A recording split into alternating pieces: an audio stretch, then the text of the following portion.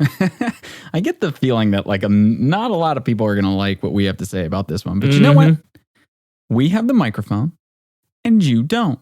So you will listen to every damn word I have to say!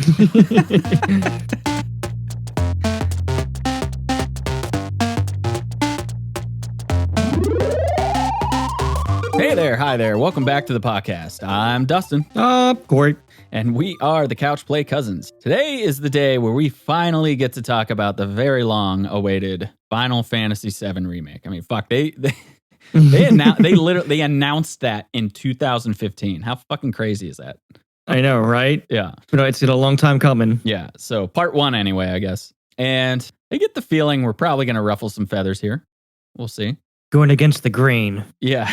Anyway, today I'm drinking some Basil Hayden's because that's like the first drink we had on the show. So, you know, throwback. Pretty good choice. Yeah, I'm just trying to keep it in the theme, yeah. So what do you got?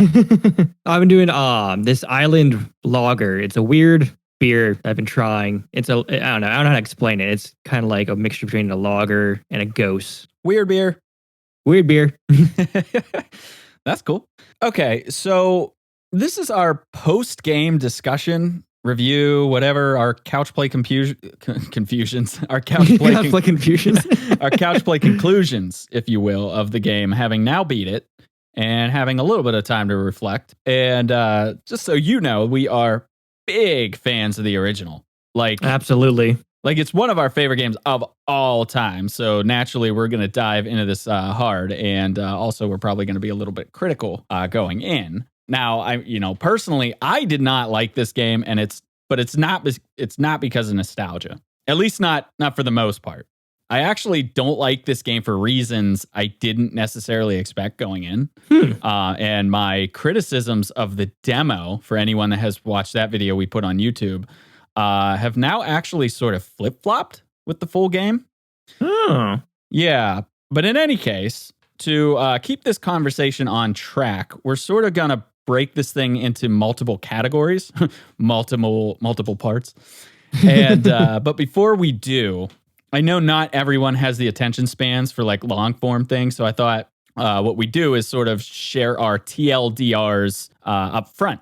A little synopsis of the discussion to come, if you will, and break it down. Yeah, just like one or two sentences. So I'll go first to set that tone, and I think I'm just gonna like just jump right in right off the bat here, but that this is a terrible video game, but it was an entertaining movie or TV show or whatever. I didn't think that this excelled in any category, but you know, there's a lot of gray areas. Not everything I'm going to say is going to be completely negative, but that's my initial impression. So I'm going to go with my opinion is I have a very mixed bag feeling. There's some redeeming qualities of the game, very few, but nothing that makes it hold up really whatsoever in regards to what I was really hoping it would be. Yeah. Okay. So let's break this into categories, and the categories are going to be visuals, audio, sound design, and music, all that shit. Characters, performance, gameplay, mechanics, and then the battle system. I'm going to split those up into two different categories because I think that it kind of needs it. I agree. And then after that, we're going to get into the story. I normally had it up a little higher in the list. We're going to bump that to sort of like the last segment, just because we're going to try to keep this as spoiler free. But when we get to the story, it's just sort of like we're going to be able to talk about whatever we want to talk about. So I figured we kind of put that stuff toward the latter half. And then finally, after we're done talking about the story, we're just going to have a little bit of a free form, wrap things up, any initial thoughts, things that kind of come up in conversation or things that we didn't get to mention in the other categories. So again, we will try our hardest to keep things spoiler free up until the story point. So once you get to that point, we'll remind you again that spoilers are going to kick in. You can sort of tune out, but I figured we get through most of it anyway. Alrighty, let's do it. Yeah, but also I want to make note that we're going to. This is like a long monologue before. I know. The dragons are coming. I swear. So we're gonna. So I hear a lot of conversations about like. Or a lot of like statements out there. It's like, well, you kind of have to remove the original in order to look at this game and give it like fair. And I like, fuck that. To me, that's such a stupid ass argument because this is not Final Fantasy 16, right? The last game we had was 15. This is 7. 7 remake. It's got remake in the fucking title. So you can't not compare it to a game. It's a remake of a game that's beloved by many. It would be unfair to not compare it to the original. I think I made a good analogy before. I was talking to him offline and I said, okay, it's like me saying, hey, I know this restaurant. You're really going to love it. I know you love steak restaurants, and talking up this restaurant a lot and going and taking him here. And then, by the way, it's like, oh, by the way, it's not a steak restaurant. It's tofu. It's tofu.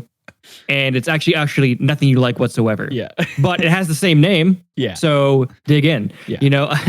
But I understand. I understand where people are like sort of coming from when they make those statements about how like they're afraid that you're gonna like overlook something that's good because of like your nostalgia glasses. So what I thought would be fair is that we're gonna kind of go through each of these categories and we're gonna kind of analyze the game for its own merit. We are going to try to focus on it as if it's its own game, divorced sort of from the original. However, at the end of each category, we're then going to sort of briefly talk about how we feel it does compare. Because again, I just think it would be unfair not to. So we're going to kind of play both sides of the fence. Being that it is a remake, you have to. Yeah. It'd be us being negligent if we didn't. Yeah, it's such a bullshit argument, in my opinion. With that said, now let's jump in. I wish I had like the music cued. I could just let's get it on. Maybe I'll just edit that in, or I'll just leave that in. There you go. Okay, so let's start with the visuals, and this is everything. Like, right, like of course the overall look of the game, the design of the characters, all that kind of shit. So anything that's visually relatable. And Corey, I'll let you start because I feel like I've already been talking too long. Yeah, shut up. But no, the visuals are, like I said, a mixed bag. When it comes to the actual characters and how the characters look, I think I actually thought they looked pretty good. Kind of reminded me of Advent Children-ish to a little bit. At least I liked Cloud's look, and I'm not going to name off all the other characters because we all know Cloud's, and there's so much of a spoiler to say Cloud. So, but I thought they did a decent job. He looked the part. His armor, his fatigues, his his sword, all seems kind of on par with how I would expect him to look. It wasn't anything from left field. I think he looked pretty good. And along with the other characters, I think their wardrobe kind of matched the original to a certain extent. But moving on past the characters, that's when I get into kind of like the mixed bag of things where I was going throughout the game and I would catch myself going, oh, that's pretty. Oh, that's pretty. Oh, that's pretty. And all of a sudden seeing an eyesore where a texture on like a door or something, or something wasn't quite like rendered right. Or I go, and I catch myself like actually physically making that noise.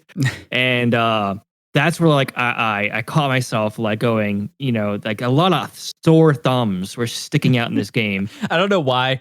It's just whenever you're like, physically making those noises, it just reminds me like, I don't know what it is about like RPGs. Like whenever the characters are like, like when Aerith would be balancing on something, she'd be like, like, it's like, it always sounds like they're just like having sex on screen. Like I always turn the volume down. Like, all right.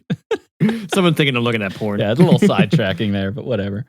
Sorry. But like I said, some of the parts look really good. But then some of the parts that didn't look good by the parts looking pretty well, the parts that didn't look very well stuck out really bad. Yeah. Like the ones that weren't good were really not good. Yes. Yeah.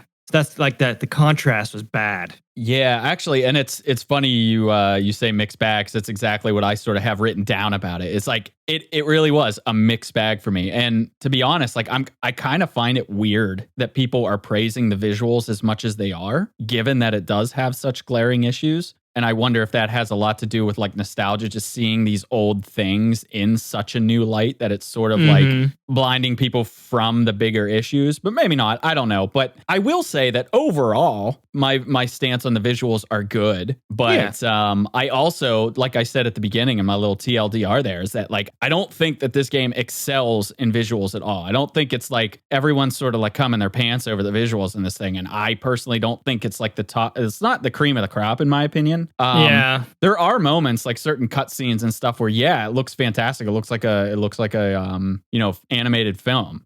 And there are other parts, like you said, that just stick out like a sore thumb. Like I said, overall good looking, but like there's some areas. I mean, you mentioned the textures, and I know everyone talked about the textures, so I won't beat that dead horse. But I do know that like I actually like that's the least of my concerns. Like, like some bad textures here and there, like that kind of stuff doesn't bother me. But there were some areas that had some really weird lighting. Yeah. And because of that lighting, it made some of the character models and some of these like, conversation tidbits, whatever, look really off-putting, like just like plasticky or just bizarre. And then Yeah, I agree with that. and then there's like some of these side characters or like people in the towns that look like they're straight up pulled from like late model PS3 games. Like even some of the face animations, even some face animations on the main characters in some of the story areas, like feel stiff and like very like Final Fantasy X remaster looking. It was kind of weird because I was like having Cloud, or the main character, when he was talking to some of these NPCs, you could see the difference of the polish between like the character you're playing as, and then also the NPC character. And like I said, the contrast between the two being right next to each other was so glaring. I was like, oh yeah, and there were more of those than there was enough of those to make it an issue. Let's just say that. But I did think that the main, like you said, for the most part, the main character models did look fantastic. There was some like weird issues, like some low res rendering of the hair. Like it kind of looked like, you know what it reminded me of? It reminded me of like the visual, like that texture that you get in the Dreams games. Like, it's like almost like the fuzziness that you see from like somebody pulled it out of Woolly Willy or something, and like that was how the hair was designed. Those little like lead or whatever. But other than that, I mean, and that's very nitpicky. I understand that. I did think that overall the main characters did look very good. But yes, when they were mixed in with some of those lower res characters, it was just like so off-putting. And this is actually a problem that I have with a lot of today's gen games. And this is what I talk about a lot. Even like today's like the Disney movies that they're making in live action today. And I say these are bad ideas because in 5 years, these are going to start to look like shit, as opposed to that sort of cartoony approach. As a matter of fact, this game is being released at the end of the cycle of the PS4, right before we get into the new generation of consoles. So I think in like 6 months, this is already going to look kind of. That's a really good point. With the PS5 coming out, you'd think that they would be kind of taxing the PS4 to its limits. Like I played this on a PS4 Pro. Yeah. And, there's kind of no excuse for like not being able to utilize the system for what it can graphically do and handle. Yeah. It doesn't make any sense at all. I'm hoping that there's some like little like patch for the PS5 that just sort of like fixes some of these older generational issues. But I guess time will tell. I remember when I actually heard that it was getting delayed again, I was like, maybe they should just probably push it to PS5 at this point. Yeah. But you're now going to see a game that's going to get dated faster than what it like if they fucking released it 4 or 5 years ago, like when they announced it or near when they announced it, then this wouldn't be as big of an issue. But for now, like it just has me thinking about that. But I do think that the character designs are great for the most part. I thought the enemy designs were really well done. All the original, enemies from the original game were there, and just kind of perfect in my opinion. Like I didn't have any issues with any enemy type from the original. No, I think they did really well with bringing back that kind of nostalgia from the old ones very well. Even certain enemy types that I would have thought that they probably would have omitted, they brought back in a pretty cool way. So they may have came back differently, but they still came back, which I thought was really cool. I agree with that. The environments looked great. I have different opinions, and we'll talk about that in a little bit when we talk about gameplay and everything about the environments and structures and everything themselves. But visually, the environments look great. But here's the thing, and again, because I come back to this, it was a mixed bag thing. And every time I hear somebody talk about the visuals of this game, it's like nothing but, oh my gosh, I can't tell you how many times I've heard that this is like the best, if not one of the best games of this generation. And I personally, I disagree with that. I think some of the cutscenes I would agree with, but I think for the most part, like I think God of War and God of War I is was going to say Uncharted. Like Uncharted right there. 4, in my opinion, is still the best looking game of this generation. That was like at the beginning of this generation cycle. I mean, yeah, Naughty Dog are like champs when it comes to like pushing consoles to their limits and like optimization and everything. Square Enix has always been good too, and I'm not saying this game looks bad. I'm just saying those games look better. And it doesn't hold a candle to some of those games. I agree.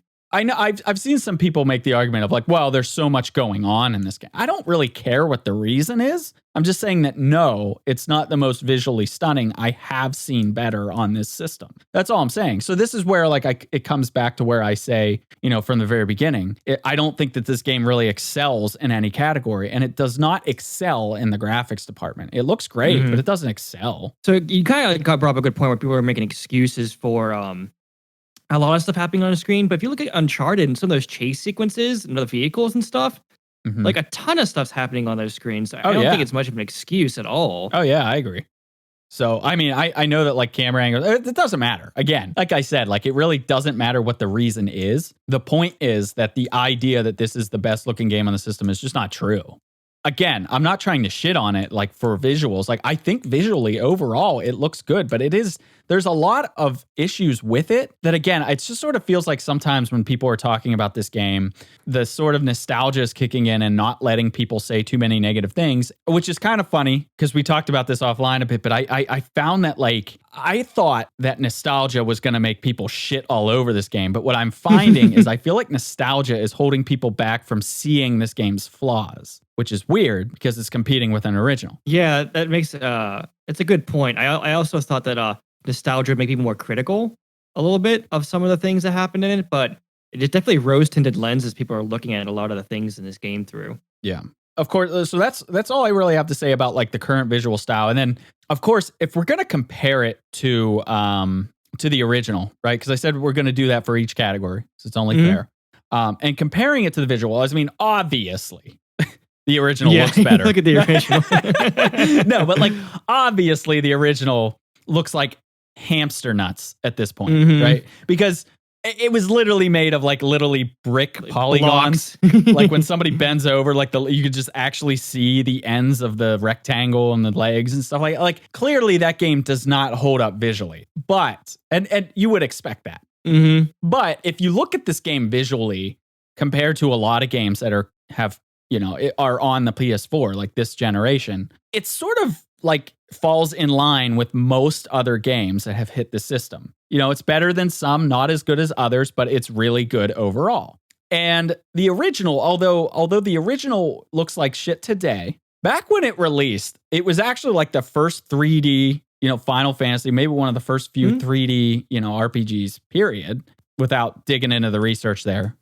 Yeah, the environments in the original I thought looked good. Well, the opening thing sequence about the original is, like I said, it looks like shit now, but when it came out, it actually did a lot of groundbreaking things. It did. Like, yes, there's pre-rendered backgrounds. Those like images that the player moved on top of. The fact that the characters were in 3D using polygons, and in battle, visually, it looked really good back then. They even had like the sweeping cameras and everything, which was like sort of a first. And then, of course, they did have cutscenes. It was a weird mixed bag back then, too, right? Like they had some cutscenes that used the chibi models and other ones that were like full-on models. Yeah. All that stuff back in the day looked visually fantastic, and it was quite groundbreaking at the time. There's nothing, I would say, visually in this game that's groundbreaking, based on modern design. Yeah, I'd agree. Comparatively, back then, and this is me just kind of looking through things maybe nostalgically or not, but I do remember it looking fantastic. Yeah. Back then, and I don't think it's rose-tinted lenses. I remember it being a very good-looking game, especially the backgrounds. I remember a lot of the backgrounds. Yeah, backdrops looked really good for the time. Oh yeah, the backdrop looks great, but even like the opening cinematic and then just cinematics in general, like the cutscenes and that back then that looked like realism, But again, that's the danger when you go to realism in video games is like later down the road, like decades later, it's inevitably going to look like shit. So yes, it's much better looking than the originals. Like, don't roll your eyes at the fact that we're sort of comparing visuals, because the truth is you sort of have to look at it during its time period, because it's sort of unfair to be like, well, this clearly is visually better than the original, so it wins. I mean, yeah, of course it does by today's standard. And visually, this game does look fantastic. I want to keep reminding people that I'm not just shitting all over this thing. Like, yes, visually it looks great, but it's not the best. It's not, anything groundbreaking or earth shattering. Some of the sequences, like there was a without giving anything away, a certain VR sequence once you get to the Shinra building that was really freaking good. Yeah. But I know what you're talking about. Yeah, but nothing really, comparing to what else is out there today's day, nothing really earth shattering. But back in the day, you have to understand that the original Final Fantasy VII, while it looks like shit today, back in the day, it was groundbreaking in many facets. So anyway, so I guess it's not to really necessarily talk about it in a comparison level. It's more about it's to more like, just recognize what's going on here, I guess. I think it's a good take on it. I think comparing to the games within their own time period is really important for context. With this game, it doesn't push any limits. It looks good. I can say it looks good. Yeah, but it's not. It doesn't look fantastic. Yeah. Where the other one, I felt for its time period, looked fantastic. Mm-hmm. Okay, so with that out of the way, let's move on to audio, sound design, music, all that good shit. Which, in my opinion, all that good shit. I think this is probably where I would give the most credit, but there's also some exceptions here that keep it from excelling, and I'll get into it. But before I do, again, go ahead. You lead. Sure.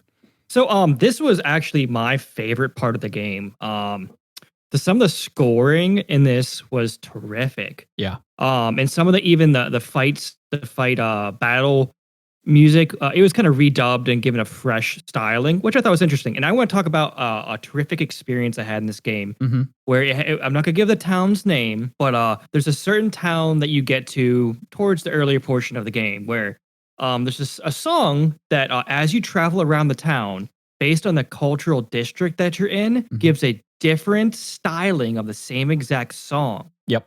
And it was I didn't notice it at first until I started bouncing back and forth. Yeah. And I thought that was just a terrific way of creating ambience and atmosphere, but while still using that same song, which was great. And it took a lot of the originals, just refreshing them for the modern era. And so a lot of them, I think that this was honestly the best part of the game for me, which is kind of sad to a certain extent. Yeah.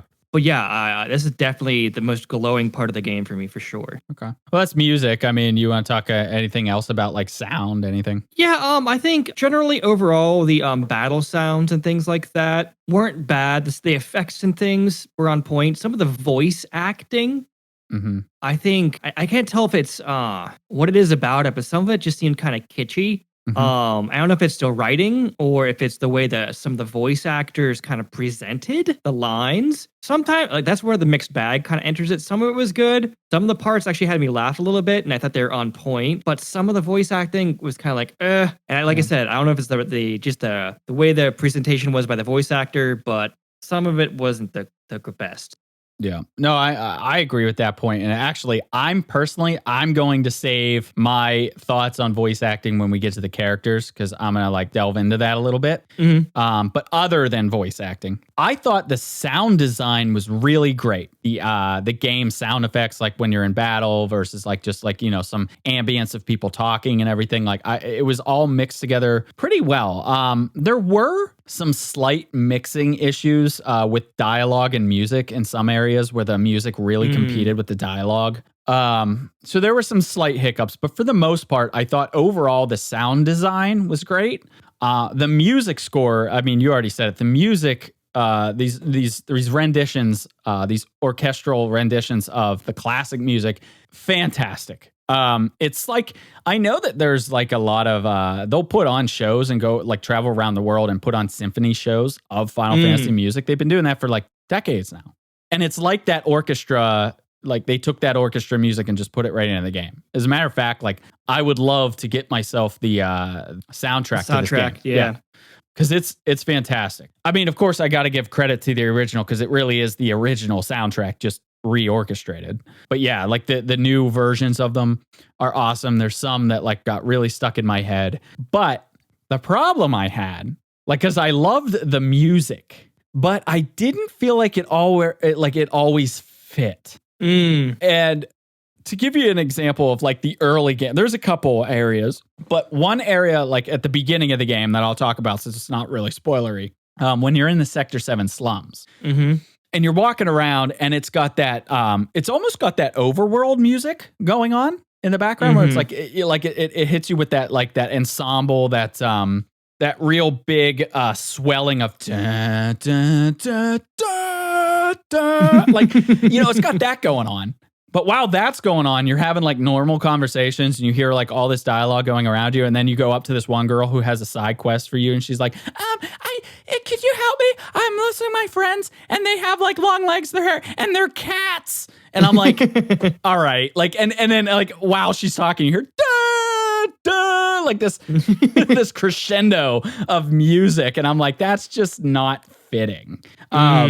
And I guess like that's like overall what I really have to say about the music is that like the music itself was fantastic, but sometimes in some areas it was really mismatched. And comparing that to sort of like the original, because you didn't have voice acting, like you sort of created a lot of the scenarios in your head, which was great. So when you would go to each town or each section going from Sector 5 to Sector 7 and stuff in the original, there'd be that like, that lower tone, like that, like more mechanical music piece and everything. And like each area was very identifiable by the music. Like, as a matter of fact, like if you heard the music, you'd be like, oh, that's, you could tell exactly where it was in the game. Whereas this one, like, I felt like so much of the surround sound stuff, like even that same town I'm talking about in Sector 7 with that crescendo going on in the background, there's times where you passed one of the shops that had the jukebox in it. And it was, it might have been the bar, I guess.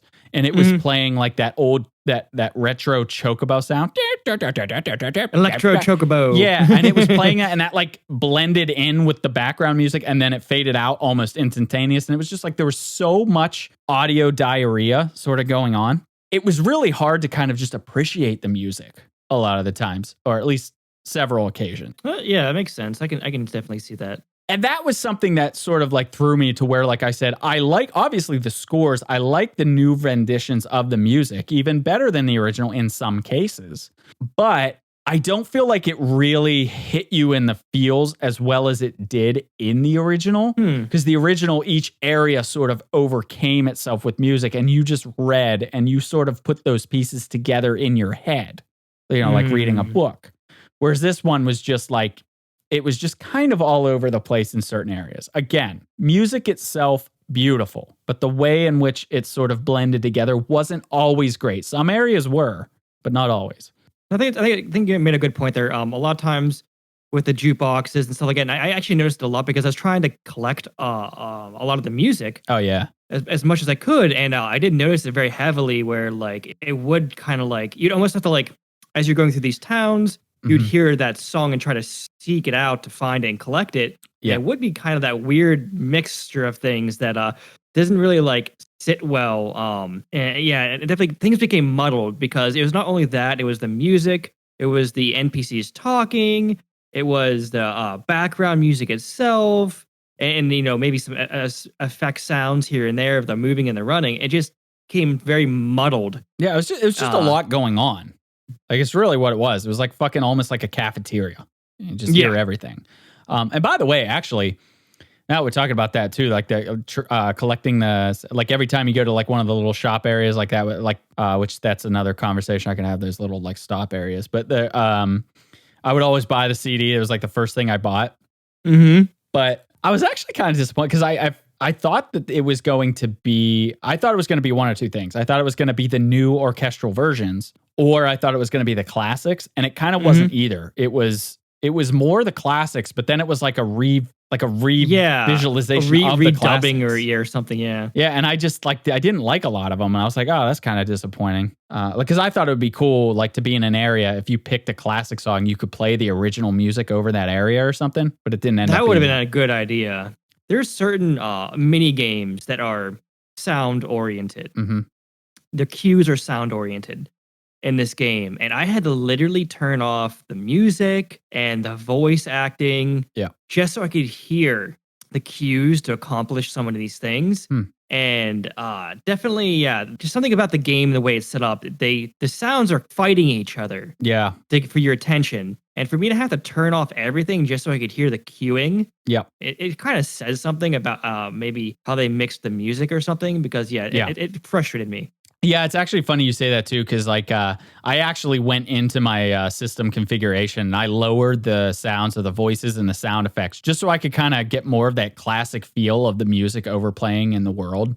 And that's, you shouldn't have to do that. Like the game should be blended well by default. It just kind of goes back to what I was saying too, just to reiterate. I'm going to probably reiterate this after every point, but the music was great, all the sound design was great, but it didn't excel. And this is like something I keep coming back to. Like this Beat is that sort horse. Of, yeah, well, Beat it. but it's sort of my point. Like I didn't think that it like stood out in any way. And none of these, like obviously we haven't gotten to a lot of the meat yet, but there's reasons why I really don't like the game. But anyways, okay. So we'll move on to let's talk about the characters. All right. So as always, Corey, take the lead. I don't know what to say. But anyways, so the characters, there are a few shining examples of the characters and how they were, how I envisioned them. Because, like we said, with the very first game, there was no voice acting, so we kind of did the voice acting in our heads as kids. Right. We kind of had our own idea of how these characters should have sounded, maybe their personalities. Were they aloof? Were they charismatic? Were they, giggly? And I think my favorite character is Cloud, actually. Cloud, I thought both his voice acting and the way that he presented as a character, his personality, were very good. He wasn't as much as aloof as he was kind of a dick. Yeah. But that's kind of how I envisioned Cloud to be. He kind of is this guy who had experience with war. He's a soldier. He had, he should come across as gruff. He didn't have time for anyone's shit. Ain't nobody got time for that kind of character. He was short. He was terse sometimes. Sometimes he was directly kind of hurtful in his responses. But that was good. Some of the other characters, not quite how I envisioned their voices being. Again, that comes down to personal taste. Sure. But some of them too, maybe it was the voice actor or the way their voice actor presented their dialogue, where I just kind of I found myself rolling my eyes sometimes, going, well, that was dumb. That was bad presentation. Yep. And so that's kind of like how my perceptions really on the voice acting in this game and the character presentation. I think a lot of the characters, they were good. They weren't bad, but I think Cloud was the one that kind of shined through. That and then Aerith, I think Aerith was good too. I think she was slightly more extroverted than I envisioned her to be throughout the game, in a sense that she kind of presented what was good too. I could see that kind of take on her to a certain extent. Where in the original, I kind of imagined her as more of a not silent but shy, quiet. Oh, that's interesting. We're gonna differ quite a lot on that one. The controversial continues. Fuck you. But I envisioned her from the original as kind of not like a quiet protagonist, but more like the shyer type of innocence. But with her rendition and her take on this one, it was still kind of there, but in a more extroverted kind of, I wouldn't say giggly, but that kind of way. A side note, I actually just heard somebody say this in a video. I can't remember who it was, so I apologize. But somebody pointed out that I don't know what I should say in comparison, but like if you have played the original, you know a bit about her, but she's very in tune with the planet. Let's just say that. And somebody had pointed out in this video that I watched that said, even her name is very close to the pronunciation of Earth. Aerith. I never really put that together, but I thought that was neat. No, that's a good way of thinking about it, actually. Yeah. Except for the original, of course, where it was Aerith because of the mistranslation. It's funny. Yeah, I thought Wedge was very first. You kind of laughed at him. He kind of had these mannerisms. Wedgie. He kind of had like this childlike mentality to him. He was silly. He's kind of demanding of Cloud's attention to a little bit, wanting it, like a child finding their big brother that wants them to like them. Yeah. And at first I was like, that's kind of annoying. But like Mhm. as he kind of builds as a character, you get to know him a little bit more. And his mannerisms become more endearing and less annoying. So I don't know. I think he was a good character too as well. Yeah.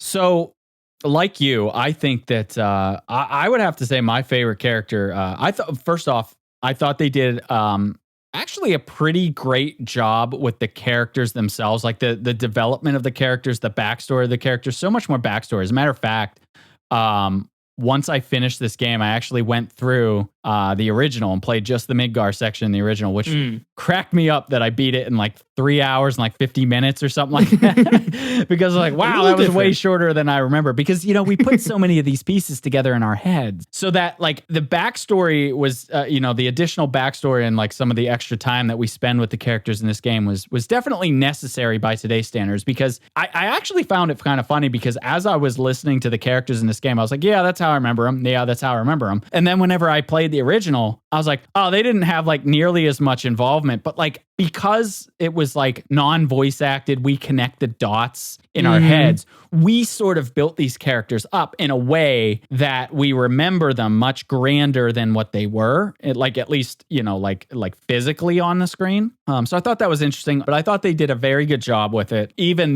like Cloud and Barrett's relationship over time. They did a really good job at balancing that out. I liked Cloud the most, which, like you said, and that really shocked me because of all the characters, he was the one that made me the most nervous. I thought he was the one that would be the easiest to fuck up. Yeah. And I thought the voice actor who did him and the writing for his character, they did a great job. They really, really knocked that out of the park, in my opinion. And surprisingly to me, it was every other character or a lot of the other characters that I had issues with. I would say that my runner-up was Wedge. I really did actually like Wedge. I kind of liked him from the very beginning. I also like his voice actor, which helps. That guy's always entertaining to me. I forget his name, but he's the guy from The Office and guy from Breaking Bad and all that shit. Like he's a funny guy. I also, you know what? I also really liked how the development of Jesse, Biggs, and Wedge in this game. Because although I felt like they had a development in the original, when I went back and played it, I realized that they really didn't have much of a presence. But in this one, they really did make you care more for them, which plays into the story later, which I was pretty psyched about, but then also turned off about when we'll get to that in a later point.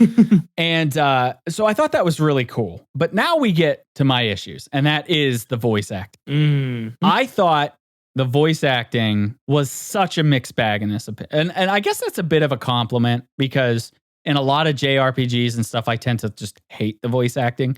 I didn't necessarily hate the voice acting, but there's just some that like I couldn't stand. I really like Cloud. I really like Wedge. I like the guy that did Wedge. I thought Jesse was okay. And I also thought Biggs was okay. He wasn't really memorable, but that's kind of who Biggs is. Yeah.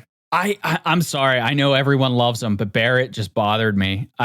He was too Samuel L. Jackson-y yelly for me. He was like if Macho Man and Samuel L. Jackson like merged. And although he was kind of gruff and Macho Man-y in my mind when I played the original, there was just something about this one that was like a little too cartoony. When everyone else was sort of a little more natural, he was like this cartoon. Pointing a finger in his face. Nonstop. Sausage finger. Sausage finger. There were times that he spoke and he kind of talked in a more natural voice. I was like, that actually sounds great. But then he goes back to shouting. I was like, damn it, that's too overdramatic cartoony. Like, I don't mind it in some areas, but I just thought it was a bit more than what I wanted out of him. I'll let it go for the most part because I do understand that like he's supposed to be a little over the top and all that. But like I just felt like it was just a bit too cartoony for me. Tifa, I thought was like super basic. Like just nothing really stood out of Tifa. And then, and this is where we differ, Aerith was by far my least favorite voice actor in this game, voice actress. Okay. She was fucking reading off of a script. I mean, that chick's voice, like her, like her inflections never felt like they changed at all, no matter what was going on. Like right in the beginning of the game when, like the wispy things come into play, and she's like, oh, no, Cloud, hey, what's up? Oh, I gotta get out of here. Bye. They're gonna kill me. Like, it was so monotoned, like, the whole time. Like, she never really changed at all. And it just, like, honestly, as I was listening to it, I was just like, this bitch is just reading off of a fucking script, and it's driving me nuts, which sucks. Because she was, like, obviously, she's a very beloved character, and I loved her character in the original. And I know you said you saw her as sort of this timid character. I actually saw her in a different way in the original. In this one, she came across as timid, but in the original, she was sort of this spunky, you know, like, jabby kind of like person, like, she, like, almost like this independent, like, and I really liked her. She was sort of that, like, almost like a tomboy, but a little bit more girly than that. And I've always loved her character, but and I still like her character in this game, but I hate the job that the actress did for the voice in this game. I hate the voice actress for this game. I think she absolutely butchered it and just read off a paper, and it sounded to me like she had no sort of emotional connection to the Final Fantasy VII original at all, whereas some of the other ones did. Okay. That's where, again, I say, again, I have to come back to it and say, I don't feel like voice acting anything excelled. Maybe more so than typical JRPGs, but nothing jumped off the page. And again, if we sort of look at this now and compare it to the original, again, the original was so great in the fact that you created the identities. You actually got a chance to rename all your characters, you know, so I won't read off, you know, I won't read off all the character names I created, but it was great, you know, because you created the identity of each character. You got to envision. It's like when you read a book versus watch a film, you know, and everybody always talks about how the film doesn't, you know, stand up to the book. And that's sort of how, like, a lot of these characters felt like to me. And even some of the side characters were like random or didn't match. And that stuff actually matters when everything's voice acted. But like, voice acting, as we know, can make or break a game. And I felt like in this case, it sort of kind of split it down the middle. But to me, it, like, one of my favorite characters in Final Fantasy VII, the original, was Aerith, and in this one, it kind of ruined her as a character for me. And it kind of made me feel like Barrett. Like, I always thought Barrett was like eccentric, but this game, he kind of made me feel like he was stupid, and that's not how I saw Barrett in the original. So like,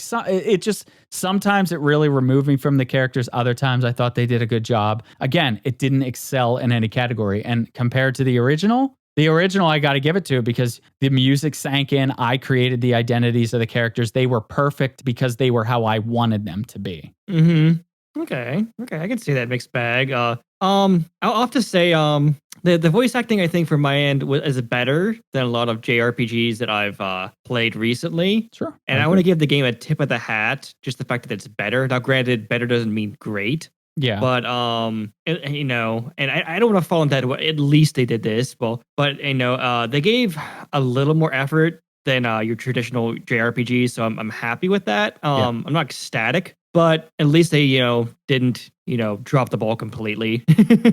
Yeah, I agree. And you know what? Just as a reminder, like, because I know a lot of the stuff that I say can be blunt and critical, but yeah, like, I do have to give it some credit. Like, yes, it was way better than I thought it would be voice acted, but it just succumbed to some of the dangers that you have with voice acting, which is, you know, it's never necessarily going to live up to everybody's expectations.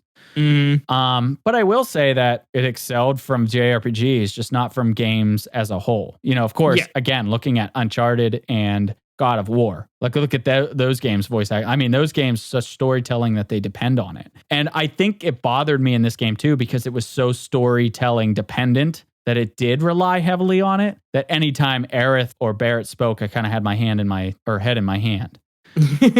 But I did like, you know, like a lot of the characteristics and everything. Like, I did have a chuckle every time, like, you know, like when Cloud said something like, "Bring it on, bitch." I was like, I was like, good for him.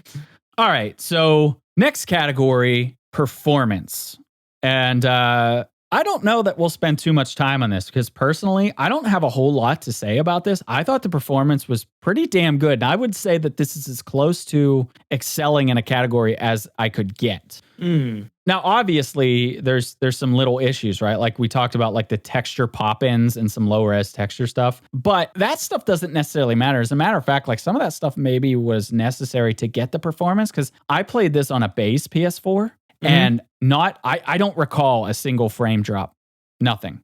There were some like I imagine this was for any platform or like any version of PlayStation, but like there were some weird moments where like the game action, like, you know, like your character would like walk 2 steps, stand still for like 5 seconds before the dialogue would take place. But from like an actual performance, like frame drops, anything like that, visual, like major visual, you know, like stutters or anything, like nothing I can really think of.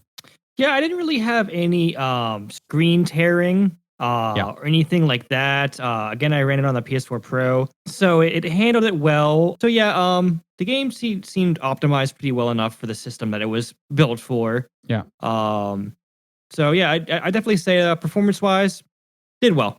Yeah. Again, I think that's the closest thing to excelling in a category I can think of. But again, I can think of a lot of games that didn't really have too many hiccups, so I'm not going to say it excels, but I am going to say it is a shining example of how games should perform. And that's why, like, another thing, like, it's an expectation, right? I think games should perform like that.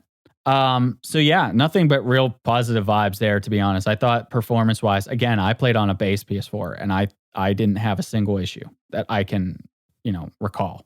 So, I mean, is there anything else you want to say about that before we move on? Because I'm just going to give that kind of 2 thumbs up. Yeah, no, performance, pretty good. So now let's move on to the gameplay and sort of the mechanics. And like I said, we're sort of separating this from the battle system and battle mechanics, because these are sort of 2 different beasts in my opinion. Like the game plays very differently when you're just sort of roaming around, getting to from A to B or doing side quests than it does when you're in battle. And this is where I would actually say that I have my most problems. But I'm gonna let you kick it off as usual. Okay, so I struggle with the choice that they made with the little. I want to say like they look like little Sonic speed pads you step on to get your character to move around and do stuff. Yeah. A lot of times you would accidentally get pulled into one, or your character wouldn't Wait a minute. stick. And So you mean in real life you don't see those on the floor? Oh God, it's not normal. No. But no, I feel like it added to some of the stickiness of the character. A lot of times you wouldn't get in that sweet spot there, like you'd be in a chase sequence and you'd miss it. You know what I mean? Yeah. Whereas if it was a button, you could seamlessly attach to the things, the ladders or vault pretty quickly.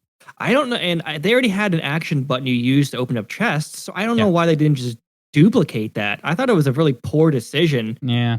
To do this kind of step pad move sort of thing, which then made it just feel clunky and sometimes really broke my immersion, especially during like action scenes where you're trying to like move really quickly. So yeah, the outside of the battle, when it regards to that, I really hated that. Yeah, and it really frustrated me. Other than that, seemed pretty standard. Opening treasure chests. There was also the concept of they tried going at the Uncharted kind of thing where in order for the game to kind of like render itself and give it a break, you went through so many of these like little mini movement cut screen things. Yeah, so many, all like everywhere, and a lot of times you have to go back and forth Yeah, it's real frustrating. These stupid crevices, and just like it got so annoying and monotonous knowing that I had to run back and forth over the same damn like duck under thing. That it got really kind of almost like extremely frustrating, that it kind of killed my immersion. So that's kind of like my outside of battle experience. Yeah. Okay. Well, this is where I'm just gonna shit all over this game. This is why I do not like this game. Now, bear in mind, I will say again that this is outside of the battle system. This is traversing around, doing side quests, all that kind of shit. Shopping. Equipping stuff, all that kind of shit. Anything that's really not like actually being in a battle. That's sort of what I'm getting at here. And I just about hated almost all the aspects here. And I sort of asked the question, like, what fucking gameplay? Like this was the most on rails experience in a game that I can remember, like ever, or at least in a very long time. Like I did not feel like I was ever like playing this game. I felt like the gameplay of this, again, outside of the battle system, the traversal, all that shit, was less than mediocre. And I mean, honestly, like, and this is where, like, I'm so confused by people being like, oh, I enjoyed it. I enjoyed this. I'm thinking, you know what, fucking, if you remove replace all the Final Fantasy VII characters, replace the Final Fantasy VII title, and look at this as if it's a game in and of itself. Like, do you feel the same fucking way? Because it was, it didn't exist. There was no gameplay whatsoever. I would say that it's not really interactive at all outside of that battle system. Everything felt so frustrating and painstakingly slow. You touched on this already, but there were so many of these little corridors and crevices that you had to shimmy between and duck under. And oh my God, when you did that, it brought the game to a crawl, and I was just holding the joystick forward. I can't tell you how many times playing this game I went, "Calm the fuck on!" It was just, you can already hear how annoyed I wonder what am. engine they built this system on, because I feel like they purposely had to slow down the game where they'd make the character walk excessively slow. At times that didn't even make sense. There were times, especially in the train area where you're moving along the tracks, and Barrett and Tifa run, and then your character just decides, Cloud just decides, I'm going to fucking walk, and I'm not just going to walk in normal pace. I'm going to walk in slow fucking motion. So I'm like, why? And in certain areas, it tried to make sure you didn't go faster than the person you're following. And I remember Red Dead Redemption 2 did this at certain points, and I fucking hated that. And it was so, this was fucking just peppered through the entire game. I felt like I was walking more than I was running, and it was out of my control, and it fucking just, I could not stand it. You hit the nail on the head there. A lot of points in the game where it was extremely immersion breaking, because action would be going on, and your character's movement would not match the action that was needed. They aren't running, they'd be running for their lives, and he's kind of sauntering. It's it just and it's again and here's the thing, this is what a video game is all about. It's all about gameplay, and the gameplay was so non-existent in this game that it was infuriating.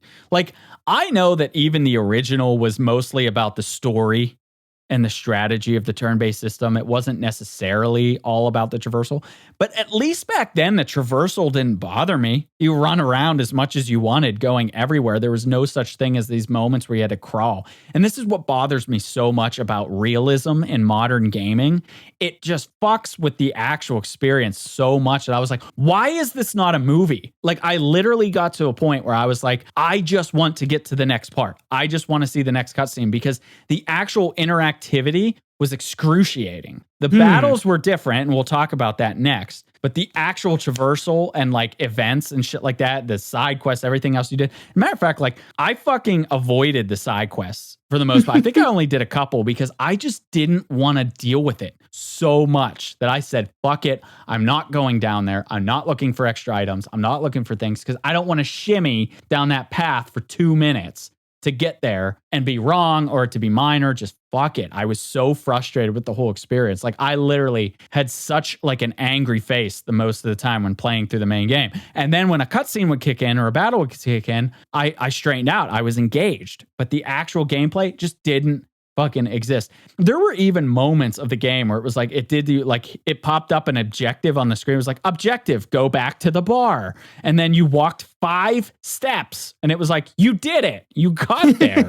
And I'm like, what the fuck? Why couldn't they have just integrated that into the previous cutscene? That was so stupid and boring, non-eventful. And oh my gosh, the padding that they had in some of this stuff that made you revisit certain areas and stuff was so excruciating, because I had to relive the painful experiences over and over and over again. And then there were certain areas that it looked oh, maybe there's a bit of a puzzle that kicks in here, because it'll be it said discovery would pop up on your map. And then you realize that, oh, it's basically along the main path that I have to take. It's literally, I look to my right instead. There's no puzzles to solve. There was really nothing that drew me into the game. I just wanted to get to the next fight. I just wanted to get to the next cutscene. The gameplay was horrible in this game. By far one of the worst gameplay experiences I've had in as long as I can remember. Again, this is going to change a little bit when we talk about the battle system, but I cannot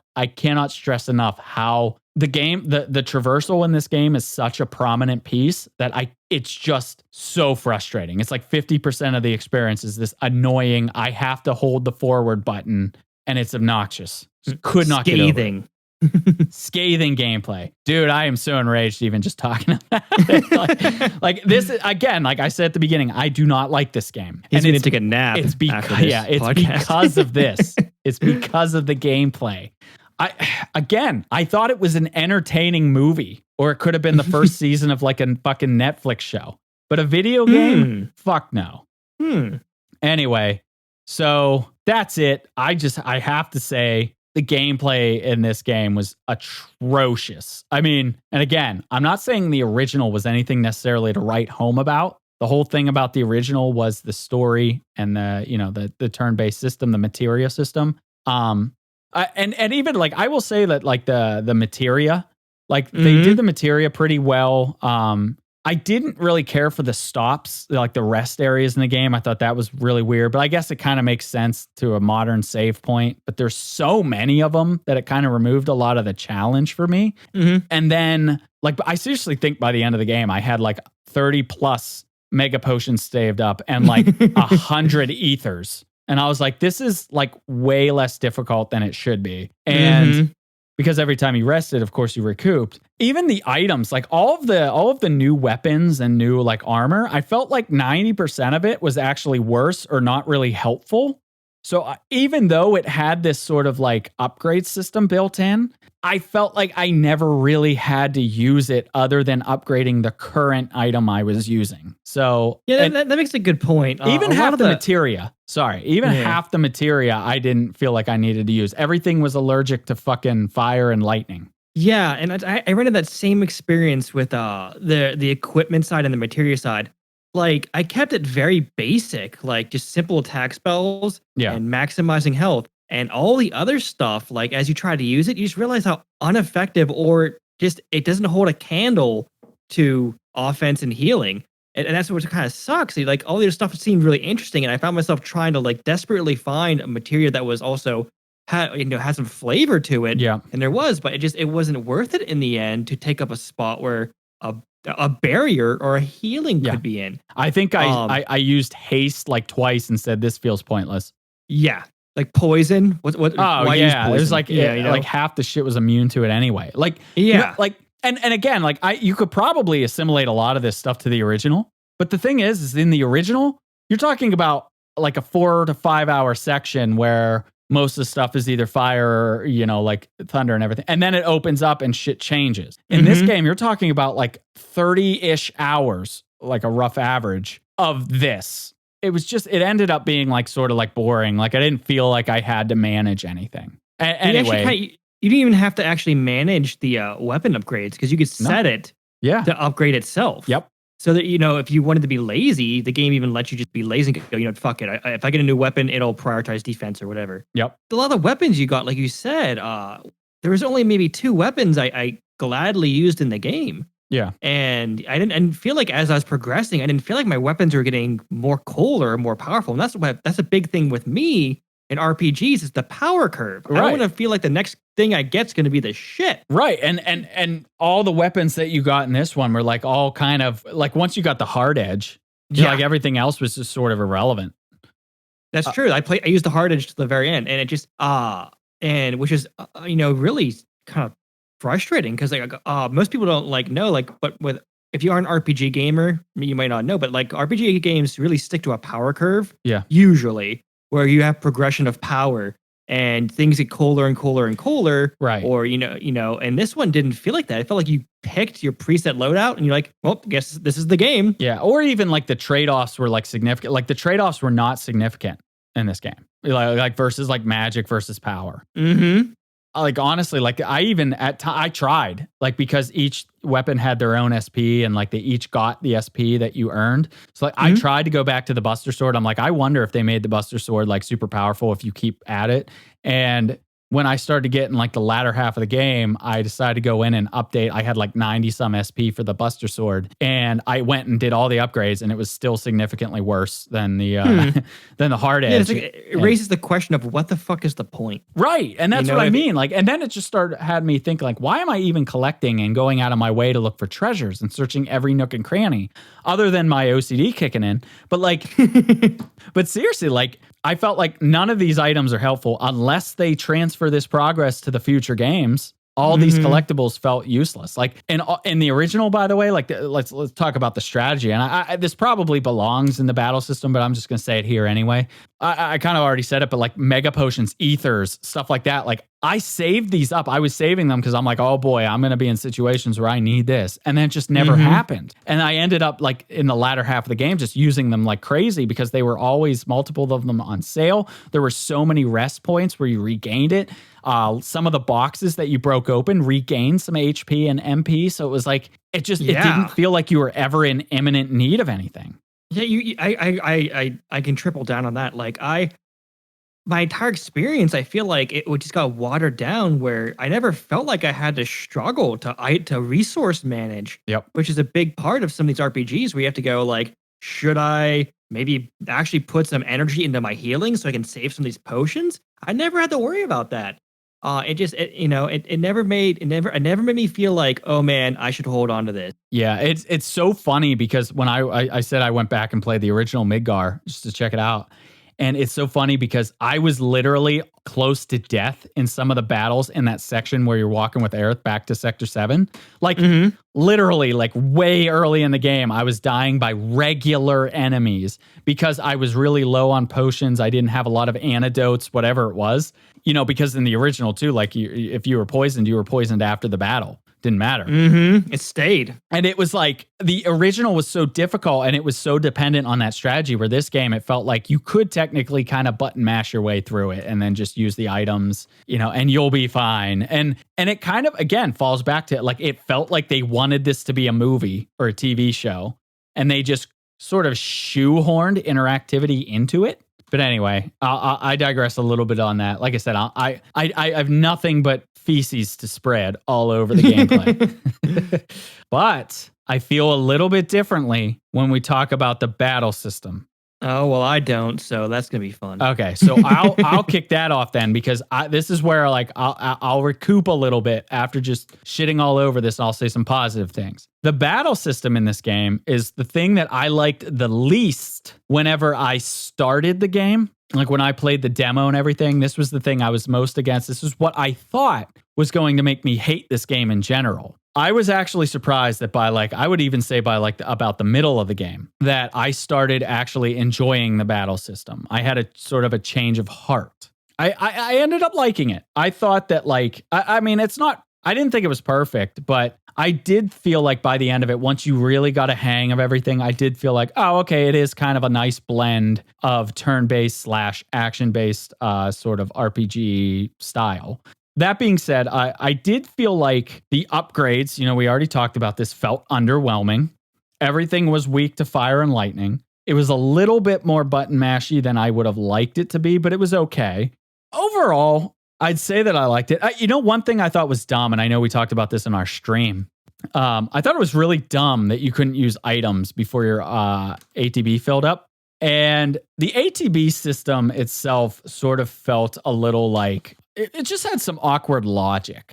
Like the original ATB, right? Like you didn't do anything. It wasn't your turn until the ATB meter filled up. But this time around with the action base, like you were always moving, you're always attacking. A lot of times you would have finished the attack, like you'd finish the battle before you'd use any ATB stuff anyway. But in this game, it was like your real moves aren't until the ATB factors in, but you can move the whole time until that does. It was like really bizarre. So like, instead of sitting there waiting for your ATB, you attacked. And by attacking, you would fill up that ATB. So if you used your ATB action, attack was no longer an option because that was what your normal action was. And now your options were, you know, magic, items, summons, you know, like whatever it was, limits, all that kind of shit. Abilities, right? Like they have a new thing, which is abilities now. But it was weird because I'm thinking, why do I need, if I can attack regularly, why do I need my ATB to build up to use items? Because the ATB sort of became an ability asset, like 1 or 2, depending on what the ability needed and or what the magic needed. But for some reason, the item also needed. It just sort of felt awkward. So that was like a bit of a nitpick. It especially bothered me in the beginning. It bothered me less as time went on, but it never went away. It was always something I thought was a bit odd. I felt like a lot of times there was just a lot happening on screen at once. You do get better with this over time, and by the end of the game, I was comboing stuff, like kind of naturally. But it never did sort of feel diluted in the sense that, like, sometimes it felt overwhelming, and I would look down and I'd be like, oh shit, all my characters have 2 ATB meters filled up because there's so much happening. It's happening so fast. And I'm focusing on what's going on because you have to pay attention to what's on the center of the screen, which is the enemies attacking you, that you don't always look right to the bottom right of the screen, which is where your actions are. So at times it did feel like it was a bit to manage, but again, you do get better at this. And again, I was surprised that by the end of the game, I actually found myself rather enjoying the battle system. That being said, I felt like the summons were a bit weird. Like, you can't use the summons until the game decides you need it. I thought that was a little stupid. I get that you don't want the summon to break every battle, but how about like using it once and then a recharge or something, or making it take 4 ATB meter? Felt like they could have did it differently. I felt like the game telling you when you could use them was weird. And then you had to balance their abilities versus the magic that you wanted to use. And honestly, the battles were always over almost before the summons got to use their limit breaks. And it was like, I thought the summons were cool. I just thought that they were handled a little piss poorly. And speaking of summons, fuck getting Tifa. Like, you mean Shiva? Shiva, yeah. The way in which you got Shiva was so stupid to me. This like shoehorned, it's something I didn't mention, but a lot of like the new characters in the game, like I didn't like Chadley. He annoyed me. But all of a sudden he plays VR. Like, you fucking integrate VR into this world, which was really fucking tacky and stupid to me. And then the thing about materia and what you come to learn about materia in this game is that the materia is sort of concentrated planet energy. And the summon materia was always like these entity, these sort of like gods, as they were, like sort of that existed in, within the planet for centuries, and they were very rare. And the idea that Chadley's just like, I made a VR game that has a summon in it, and if you can beat my video game, I can create that summon. Like, that's so fucking stupid. I didn't even really like battle data will let me make a summon creature. Yeah, like I didn't even really like the way you acquired Ifrit in this game either. Ifrit, whatever. But Shiva was just down like, fuck that. Like, I thought that was so world breaking, immersive breaking. I thought it was so tacky, so stupid. And then because everything was limited to like fire and lightning in this time around, I like never used her anyway. Anyway, just really wanted to like get that out there. I thought that was really fucking stupid. But again, I do want to, I started it this way. I'll end it this way. I really did. I thought that I did think that the battle system, I ended up actually liking it. And I did think that it was definitely the best, in my opinion, battle system of the action RPG genre. Maybe with the exception of the original Kingdom Hearts, but it was definitely different, and it took me some warming up to, and that surprised me because in the original, I thought the gameplay was decent and the battle system I hated. But now when I play the whole thing, I'm like, I fucking hate the gameplay with a passion, but the battle system I thought was pretty good. And I think that's because the demo started you in that reactor, and you had more room to move around. There wasn't so much forced walking, where the rest of the game just came to a crawl. And the battle system, you get used to it and you sort of learn it more over time. So you get better and you adapt to it and you start to appreciate the turn-based system that it is built in. Well, anyway, I guess I'll digress a little bit because I've been going off for a while, and I'll let you make your points because I know you said you disagree. Like, I guess starting off with like the fighting mechanics, I can't tell you how many times, and you already brought up a lot of the points, so I don't have to like delve on it as deep. But I really hated, like seethingly, madly hated the fact that I could not use items. Yeah. With the ATB gauge not being able to be filled. I can't tell you how many times where a boss would just hit me outright and just fuck up my entire team And I look at them and I have no ATB gauges. And now I'm basically having to run in and get some silly little whacks in with my sword Yeah. just to heal them and try to save them. And I can't tell you how many times my characters would die, or I have to replay the damn match because all of a sudden I got hit by that one-off boss move, and now my entire team is fucked. And it's like, or you had to play this weird little game of dodgy, Yeah. where now you had to like run in circles around the boss, which was completely immersion breaking. So your ATB gauge would fill up, so you could either use a spell to heal yourself, or hopefully, use one of your items to heal one of your characters. You know what? And sorry, quick interjection to build on that real quick too, or something I forgot. Like that the AI does like suck. So you could be fighting as Cloud and let your other AI control over, but then their ATB meters would build so slowly because they were terrible. So even if you go to like use an item in Cloud, like you didn't build yours up and you'd switch to Tifa or Barrett, their ATB would not be filled yet either. So anyway, I just want to kind of tack that on. Yeah, it felt like the battle system was just hamstrung by this ATB system. You were forced to have to heavily rely on it just to do everything. And the fact that like I died a lot of times just because my ATB bar wasn't full. And some people will go say, well, it's part of the strategy of the thing. You should make sure your guys always have ATB bar so you can heal. It's like, no, that having to wait and conserve these ATB bars just so I can, it just, that's well, if I can swing my sword all the time, why should I not be able to use an item that's in my pocket versus like building up a magic attack? You know? It's like, no, I have to access a special little vault so I can pull this potion out of my fucking pocket and use it. Like, I hated that part of the battle system so much, and it broke so much immersion because I'm getting these really big fights, and all of a sudden now I'm just running around in fucking circles, waiting for my ATB bar to fill. And there's a lot of enemies sometimes in this game where your melee attacks don't do diddly, or you get auto countered. I'm not going to say who, but towards the end of the game, I literally had to run in fucking circles, waiting for my ATB bar to fill because I couldn't do a manual attack, so I had to use a spell, or I had to use an ability, and I ended up it was a completely immersion breaking in some of these fights where I was running in fucking circles. Because even if like you compare that to the original, right? Like, because sometimes you remember in like the original, you'd forget to equip one of your characters with like cure. And you're like, oh fuck, now I have to use items. But the beauty was you didn't have to use MP. You know, you would you could use that item whenever you needed to use that item. You didn't have to have cure. It was like a backup system.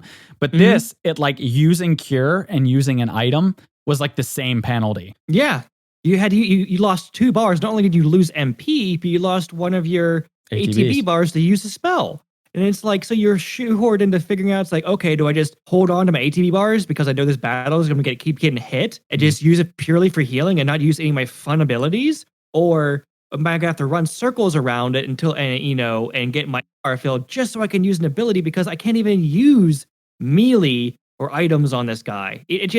I hated that so much, and that like this is probably one of my least favorite parts of the game. Sure, like I really didn't like the outside of the battle system, the vaulting. I thought that was sticky, but I really hated the battle system because of the ATB bars being so forced. And like I feel like I was forced to attack and forced to button mash to the point where there wasn't strategy. It was just go futter whack him, get your ATB bar filled up so you can do something else, and it didn't feel strategic. It felt like flashy and just immersion breaking sometimes.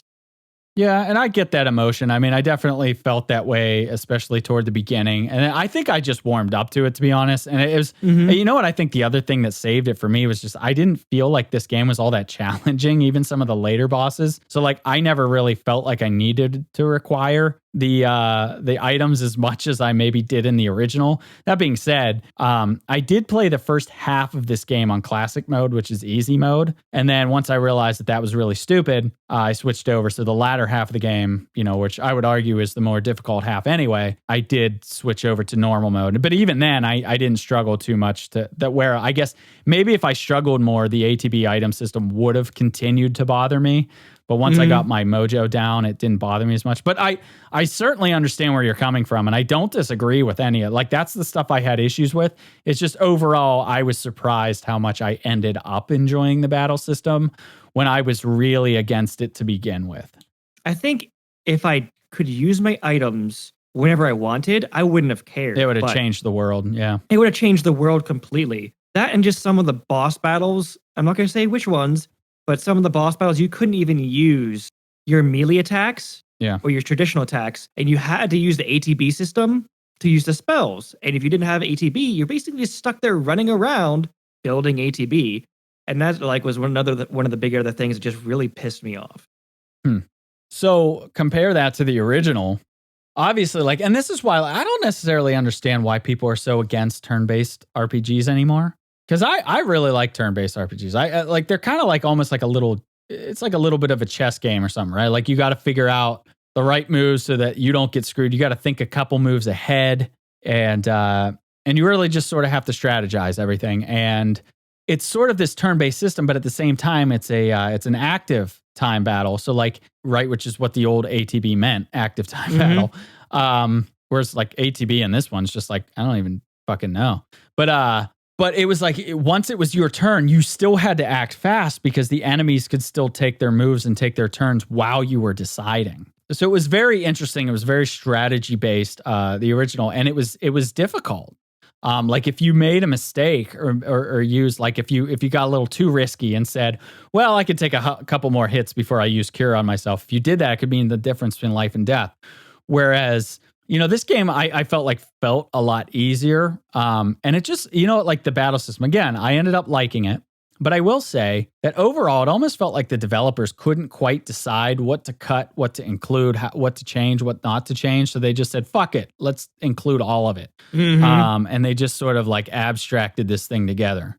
But anyway, I'll leave it. I guess like it didn't bother me toward the end as much as it continued to bother you. But that being said, I completely understand why. So that's pretty much the core of a lot of what's going on here. Now we're going to get into the story. And this is where I want to say sort of no holds bars, right? So like if you don't want any spoilers at all, I'm going to personally, I could say we can try to do our best not to spoil stuff in this section, but I'm not going to make any promises. And there's certain things I feel like I want to talk about, especially when we get to that ending. So I would just say to be safe, if you don't want to risk any spoilers, just go ahead, leave now. You heard our TLDRs. You've heard the majority of everything else that we have to talk about. So now let's talk about the story. So you've been warned. All right. So the story, I would say, is what makes Final Fantasy VII Final Fantasy VII. True. Obviously, I think the story in this game it's great. It's a highlight. It's phenomenal. I'm not going to say it excels because for the most part, it is just retelling the original story. So it's nothing new. But of course, there are definitely a fair amount of new elements, especially when you get into the latter half of the game. Most of the stuff, though, is intact. And when it is showcasing the original stuff, it did a really great job. Like all the iconic moments that were pretty much shot for shot or just shy of, I enjoyed so much. And it really made me think, man, if this was just a 100% remake, like shot for shot, I would have had a probably greater time just like story wise. Because it really did sort of it brought the story to a new visual sort of, standard, and those new visualizations were fantastic. Like when you first get to the Seventh Heaven bar, it was so cool. The bar looked exactly like I remember, like it should look. I thought, even some changes that they made to certain areas looked really cool. I thought the slums designs were pretty cool. Shinra building, when you get to the second half of the story, obviously looked pretty cool. Sewers were okay. A lot of the designs and storytelling that was there from the original was really well done. And there were some small changes that, because I tried to go into this optimistic. I wasn't completely against changes at all. There was some small stuff that I actually thought was pretty great. There was the train area, like the haunted chapter. Oh yeah, that was a really good one. I thought that was really cool. I remember that section in the original was like, it actually was kind of like nothing. Mm-hmm. Like the ghost enemies were kind of like random. It actually kind of annoyed me, that little section in the original. Yeah, it was really annoying. You get lost easy. Yeah, and I was actually kind of concerned that this game was when I came up to that section, I was like, oh, it's the train area. But it actually found a way to make it engaging and entertaining. And I really liked what they did with the story section there. I thought it was really cool. Completely different, but I thought it was really cool. And it kind of merged in with another thing that I thought was a decent addition change, which was the whispers. You start to see those early on, at the beginning of the game, and then they play a prevalent role throughout the game up till the very end, where they're pretty prominent. And I thought they were pretty cool. At first, I thought I was going to be bothered by them, but I thought they actually played pretty well into the original story. And they kind of tie together well with, I think, like Aerith's, like backdrop and who she is as a character, that I thought it was like sort of a nice addition, a nice expansion into her sort of side of things, as well as the overworld in general. So I like that. I thought the Whisper, even though it was a humongous change, I thought it was a pretty good one. I thought when you get to the wall market, I thought the Colosseum section was pretty cool. Yeah, I agree. That was one of my favorite parts of the game as well. Yeah, I've always been sort of like a sucker for Colosseum things in general, but I thought it kind of played well into the story. It played well into that section.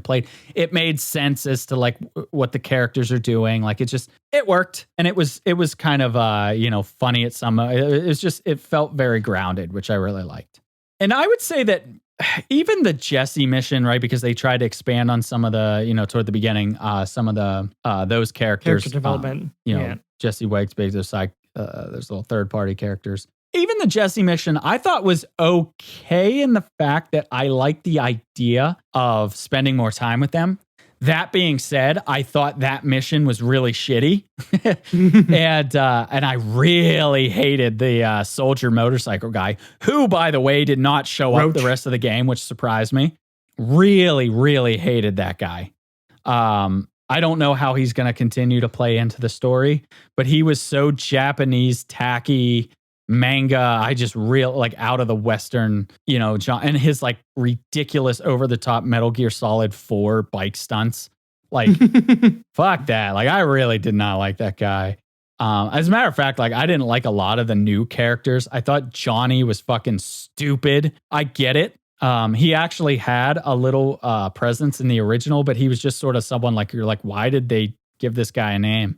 But in this one, he was just an obnoxious character that didn't actually need to be there. He didn't really serve any purpose. And again, it kind of like made it feel like padding, and I just do not like when things are obvious padding. There were some pacing issues I had in the story in this Midgar section, which I kind of figured was going to happen with turning a 4 to 5 hour section into a 30-hour section, whatever. There were some moments, some areas that you had to redo, some areas that you just sort of had to play out where you just forcibly walked incredibly slow for 5 steps.